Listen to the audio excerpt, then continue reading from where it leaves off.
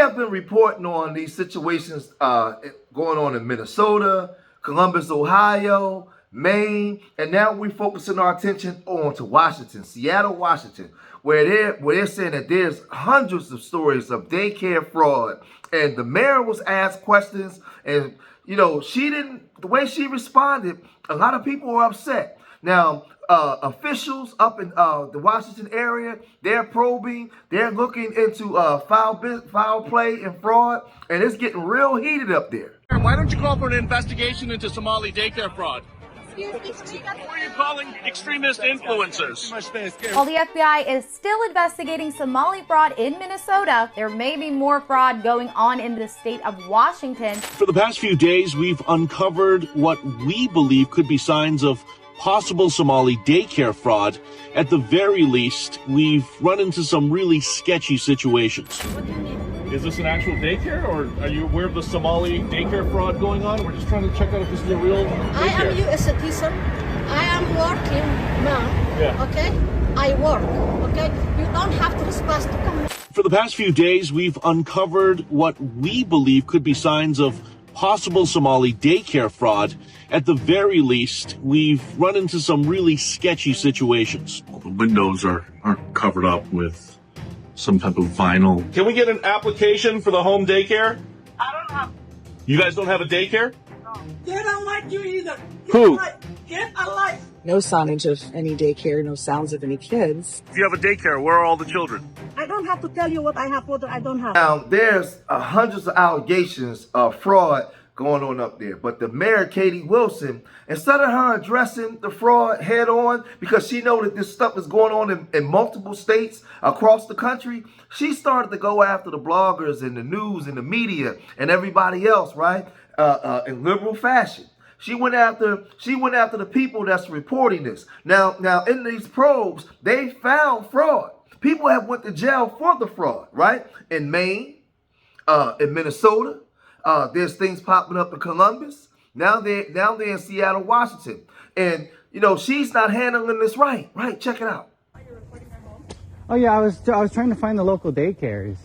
We already know about what's going on. Mm-hmm. This is a licensed property. If you have a complaint, go to the state. Okay, I was trying to find out if you guys are a daycare. I was just trying to see. Well, you don't have to. Yeah, you don't have to. If you want to know any questions, just go online and ask for you to ask. But no, there's nobody online to ask, so I'm just trying to ask you guys. No, you don't have to ask us anything. I don't have to? If you have any questions, go I to do. the state. I have a question. I was just asking you guys.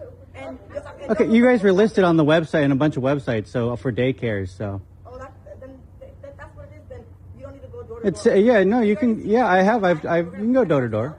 So if you have any questions, go call the child care check, and they'll give you whatever information that you need. Okay, so you guys aren't a daycare then? Not a public daycare, right? Okay, I didn't think so. Don't report our property either. Oh, I can, yeah.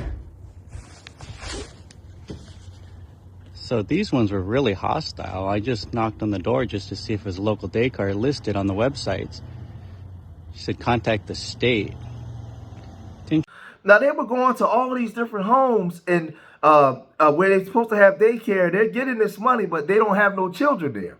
The fraud is running rampant across the country, and it's being exposed. So now the mayor, she came out. She said, "I stand with the Somali daycare providers who have experienced targeted harassment and condemn the surveillance campaign promoted by extremist influencers. If you believe yourself to be a victim of a hate crime, please call this hotline." Now, she was at some type of event or gala, and she was asked some questions. Everyone has a place in Seattle.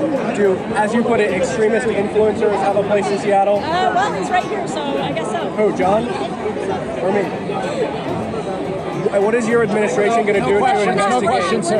No questions. No questions. You can't answer questions. You get a photo and then you're out. We're not doing press availability. We're not doing press availability today. That'll be later this week. I need you to move. Wilson, why don't you call the people looking at the Somali daycare fraud extremist influencers? Thank you. Have a good one. Take care. Right. Take care. So we just stood in line to get a question for newly inaugurated Seattle Mayor Katie Wilson. As I got up there, I asked, because she said in her speech that everyone has a place in Seattle, and I said, does that include, as she put it, extremist influencers in her statement? She looked at Jonathan and she said, well, there's one standing right there. And then I said, well, what's your guy? He's the guy. What is your administration going to do to investigate Somali daycare fraud? And she literally started pushing me away and said, we're not taking questions this time. I said, you're the newly elected mayor of Seattle. What do you mean you're not taking questions? And her staff ushered me out. A lot of these liberals have allowed a lot of this stuff to go on because it's part of their agenda. Flooding America's streets with illegal migrants and immigrants, and knowing that it's illegal and making excuses for them. Allowing them to come over illegal, but then giving them due process so that way they can be here forever, have babies. It's just manipulating the system, right? Now I'm no liberal or no right-wing guy. I don't care for neither one of them, right? Because neither one of them suit our community. But these liberals have been doing our communities dirty for a long time. So for her to come out when you deal with a place like Seattle that's struggling economically, right? And she's saying that she's staying with these Somali immigrants, right? Knowing that there's been so much illegal stuff going on, it makes you start to look over, with a side eye, like, wait a minute, what's going on over here, right? Talking about these people are being harassed. Now, Nick Shirley, he goes over there, he's just knocking on doors, and the doors are locked, they're looking through windows, and there's nobody in there because there's been fraud, right? People have been arrested. Billions of dollars of taxpayers' dollars is being used. They have a whole countrywide network, right? And a lot of these liberals are making excuses for it, right? They're making excuses for people that are here illegally, for people that's running and doing all kinds of wild stuff, right? I mean, and it just gets real crazy, and it starts to look like a cover-up at some point. Even if this was, let's assume for a second, a legitimate daycare business that's only serving 2 children, there is no world where the government should be giving almost $1 million or $750,000 in subsidies to this place. It's incredibly easy to make fraudulent claims. Just, we're not seeing very much accountability. And the agency responsible for overseeing and funding these daycares is the Washington State Department of Children, Youth, and Families. And the person running the shop is Secretary Tana Sen. But I'm also happy to report that we have more childcare providers today than we did pre-pandemic. In order to get in touch with her, we need to reach out to the communications department run by Nancy Gutierrez. We have called her numerous times. We have sent her emails with multiple questions about suspicious Somali daycares, some that are listed as licensed but don't exist when we knock on the doors. 6418 is not available. The mailbox is full and cannot accept any messages at this time. Goodbye.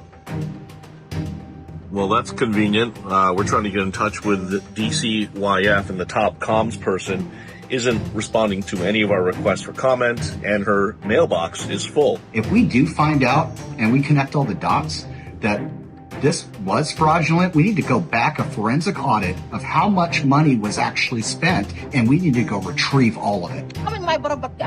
Let's assume the best. This is still inefficient. This is still a waste of taxpayer dollars. And the prevailing culture in Olympia doesn't mind that. They just don't see a problem. So across the country, they got the same playbook. They got daycares listed as open.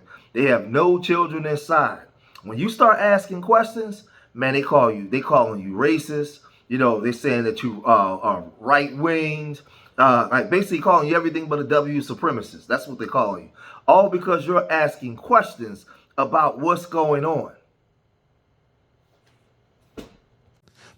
Hello, I'm looking for some home child care information. Do you have any information about child care? No. This isn't a child care facility? Yes. It is. Okay, can I get an application? No. I can't?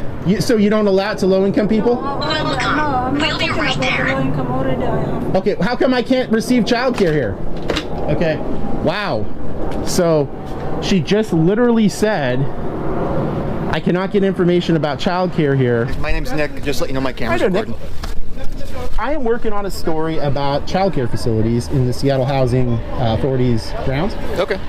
So I just actually confirmed that 11 or possibly 10 of these facilities don't have any kids at them. So I'm working. Okay. I'm sure you've probably seen the Nick Shirley story on. Yes. Okay. That's what I'm working. At some point now, it's about exposing the system.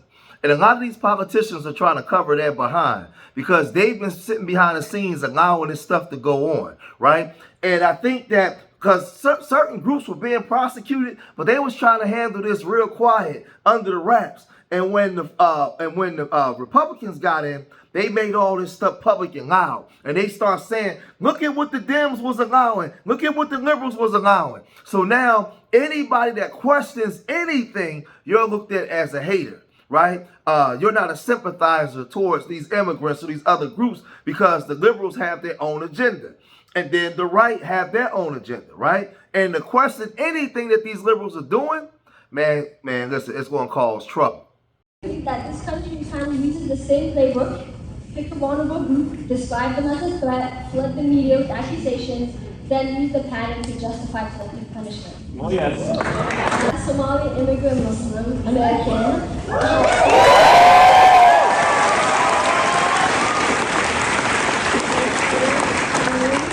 I'm just Seattle.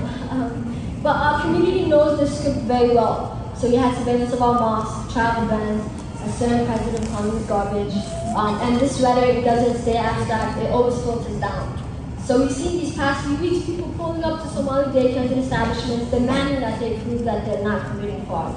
They're literally harassing our neighbors and our children because they believe that we inherently are untrustworthy. This is what sustained dehumanization does. It starts as language, it becomes a belief, and then it shows up in real places with real consequences. But this playbook is not exclusive to us. So we've seen after the Supreme Court dog reversal, reproductive care became a battleground, forcing people to travel, delay care, or carry pregnancies against their will. Trans youth were being turned into political targets, with lawmakers trying to criminalize their doctors' families and their very existence. Immigrant policies have also forcefully ripped families apart. Now the question is there being fraud being done or not?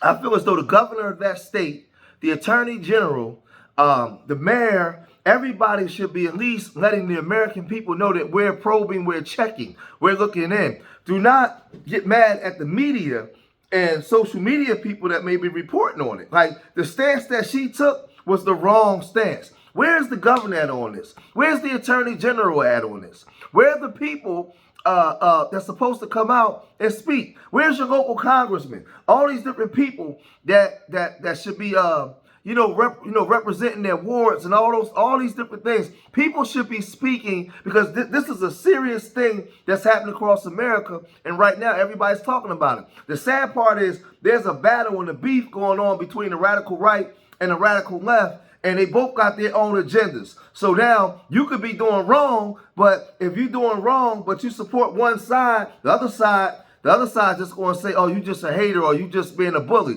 and vice versa. That's just how they're going to do it. So now nothing's really going to get fixed because neither party is really out to really just do the right thing. They just out there to push their own agenda, right? And that's the sad part.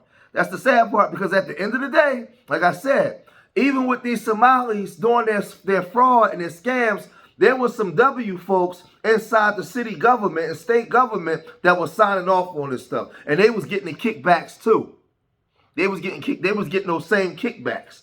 But you have the stuff going on in Seattle, Washington. And the mayor, man, she's a hardcore liberal, right? These immigrants can do whatever they want to do, right? But you U.S. citizens, you better not do it.